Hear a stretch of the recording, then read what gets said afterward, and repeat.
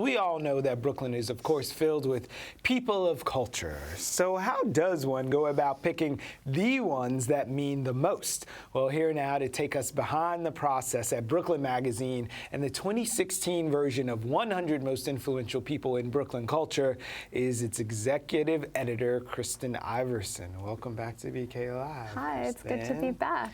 And she's brought along the associate editor of the magazine, Natalie Wren. Welcome to BK Live, Natalie. Thank you. Thanks for bringing some friends with us. Yeah. Magazine. Yeah, it's not a bad guy to know. So Ethan Hawke is not on the list, however. No. He's not really a Brooklyn guy. Is he a Brooklynite? No, he's actually He's a very Chelsea boy. much a Brooklyn guy. Really? I mean, he's lived here for some, well, he's not He from, lived in Chelsea when I lived he's in not Chelsea. from Brooklyn. But he's been living here for many years now, and he's Okay. the kind of Pass. Brooklyn guy Yeah. that like everyone on his street knows him, and he has like favorite restaurants where he's a regular, and Really? you know, it's sort of like he's you know Which what he ones? is. He's like a Building on mine. he's a Brooklyn dad, like is what he is, which I think at this point It's a whole that's like a other whole category. it's a really big category Yeah. of Brooklyn, the Brooklyn dad. So Yeah. neither Right there. Ethan nor myself made the 100. So well, I'm you're sure on there. you were somewhere in 101, 102 hover. Exactly. So how did you Yeah. pick the people to make the list this year? I do get to field the first question. Yeah. Great. Well, I think one of the great parts about living in Brooklyn is it's sort of hard to have any friends who are not sort of part of that group and sort of source out some of the asking and figuring out to a lot of people that we know, Yeah. which in addition to just thinking on my own, I did send out a big email to Who's people doing making the interesting moves. things. Yeah. And Like a nomination process. yeah, kind yeah. of. And I got some great, and some of the responses included in the list were just from friends that are themselves doing Very pretty cool. cool things. Yeah. How do you then narrow from the big pool? I mean, it's not an easy job, and as Natalie mentioned, you know, we cover Brooklyn culture overall. We have editors specifically covering music, the literary scene, film, art, and so they all know a ton of people, and we keep our eyes and ears open to hear about the people who are doing new things, and people who maybe are new but in charge of really storied institutions, and we try to like really balance it out this year. And prioritize what we felt like was the next wave culturally. Like the people who you already know and who are already definitely like In the canon. yeah. But then also the people who you might know now, but 5 years from now, they're going to be known by everybody. Right. Maybe running it. Yeah. So you were also very smart to make it a very comprehensive list that is not stuck to a number 1 and a number 100. You Right. just made the list. Yes, it's not ranked. Right. It is numbered. Right. But that's But just to prove that we really did 100, All right. which, you know, you never know. So let's start with our neighbor here at BAM. Well, Katie Clark is an example of one of the sort of newer folks. people who are leading. I mean, there's, you know, along with the Brooklyn Museum, there really isn't a more storied cultural institution in this borough beyond BAM. But she's been at her job for less than a year. It's a really like profoundly impactful role, and she's already doing exciting things. I mean, BAM has relationships with other cultural institutions all over the world. Some of the most exciting programming in terms of music, film, dance, other performance. You know, it's like her influence over that, and like her working with her team is it's going to continue to be huge. I was just at BAM this weekend seeing an amazing live orchestral accompaniment to a Paul Thomas Anderson film, and it was just Dick and Dave amazing. told us about it. Yeah. The Adam Sandler movie. Yeah. Sorry, Katie. Struggle. I'll see you for Radio Love Fest. Yes. Yeah. Strong glow. Yeah. So who Yeah, else is on the who list there? else? We have an extensive thing here. Oh, we might know this one. You might. Oh, feels a bit familiar. Oh, familiar. Yeah. Well, that's obviously Leslie Schultz, president of BRIC, where we are right now.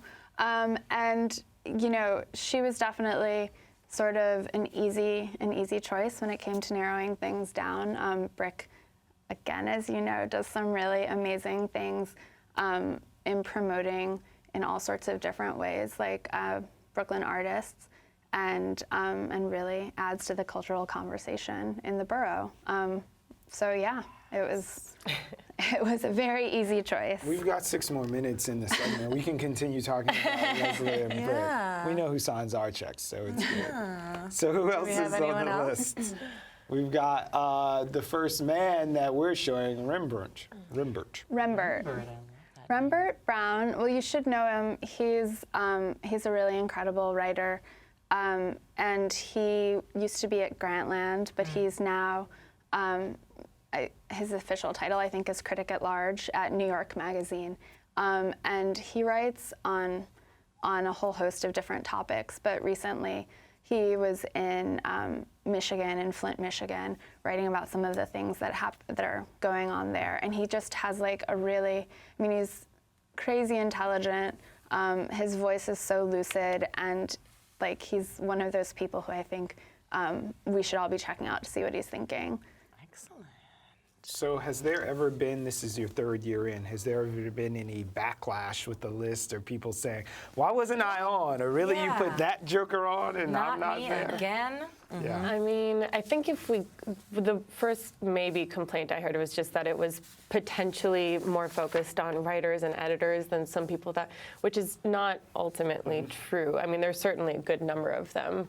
But, you know, I think the complaint was sort of, oh, they're talking about cultural things happening versus producing it, but it's also hard to separate those two things, I think. Right. Yeah, it's the circle of life. That's the way it goes, right? Do you try to get a certain number within certain genres? Is that Like a we've goal got at all? our Like we two have to music do our makers. musicians, we have to do our writers, we have to Yeah. do a particular number? Does it? I mean, that was something that we kept in mind to a certain degree, but we didn't have any specific, you know, cultural niche quotas.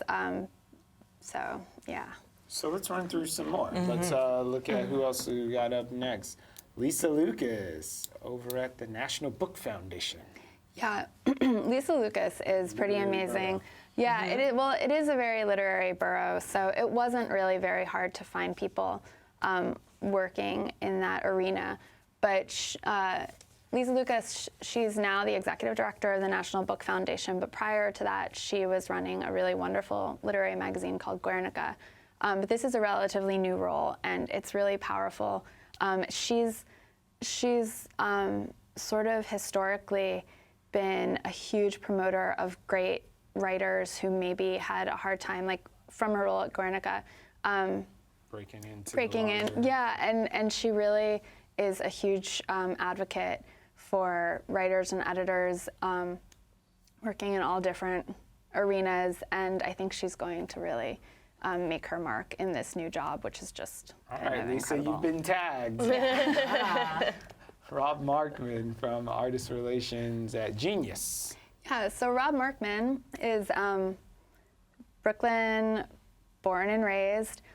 He actually went to high school at Brooklyn Tech, which is right near here, and there's an interview with him that went live on our website today where he talked about long afternoons spent shopping on the Fulton Mall, which we can all relate to, I think. Like, Indeed. But he's been a music journalist for a really long time, and recently joined Genius, which used to be known as Rap Genius. And he does some really, really interesting work there, getting in touch with artists and having them annotate their lyrics. So it's like really, really fascinating for people who just, you know, you want to know what like every single word that your favorite like rapper is saying, like what it actually means. It's so good for music nerds and for all of us, really. I mean, So this is going live, his interview today. What else is coming up in the magazine we should know about before we get out of here in a minute? Well, one of my favorites is maybe James Johnson Piet, who is in charge. His company, BRP Development, is one of the developers who will be in part redeveloping the Flatbush Caton Market. And so he, along with the Caribbean American Chamber of Commerce and Industry and BRP Development, are going to be by 2020 in charge of the brand new building that will be the new market with commercial and community space and as well as training all of the 47 vendors that are currently in there to transition them to the new space.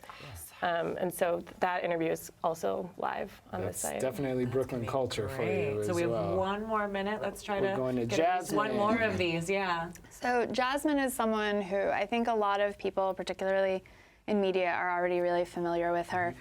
She's going to be huge. She's amazing. She's really young. She's on the list for a few reasons. She's an excellent writer. She's now an editor at the New York Times Magazine. But she, along with 3 other people who are also on the list, Durga Chibose, Vijay Sandar, and Buster Bylander, formed a group called Writers of Color not very long ago, whose mission is to make sure that editors can never again say, like, well, we don't have a diverse newsroom or editorial staff because we just don't know where to find these people. Exactly. And it's really, really amazing. And I think that that's going to have a huge impact, or should. It should be a good way to shame editors who don't. Well, thanks for Thank you doing so the work much for for us. joining us. Yeah, and for doing all this work.